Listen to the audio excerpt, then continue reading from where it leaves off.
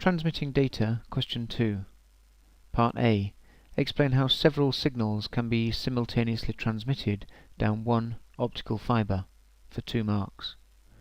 Well, there are several things we can put here. For example, each signal is sampled in turn and sent in order: A, then B, then C, then back to A, B, C, and so on.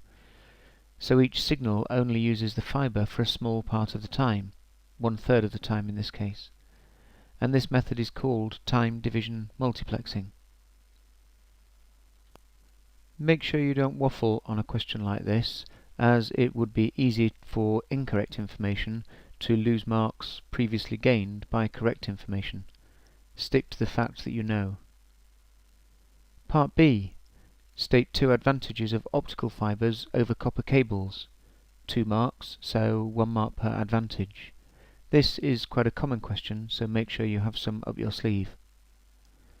Well, there's reduced energy losses in optical fibres, so that means there's less boosting needed along the journey. They're less affected by noise or interference, can carry much more information, and cannot be tapped, so lead to more secure transmission of data. Part C. A radio station samples at 40 kHz and transmits 8 bits of information for each sample.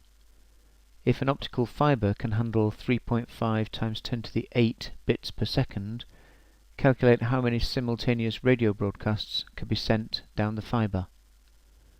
Well, you won't find an equation on the datasheet for this, it's just a matter of using common sense. So, we can send 3.5 times 10 to the 8 bits per second, but each station needs 40,000 times 8 bits per second.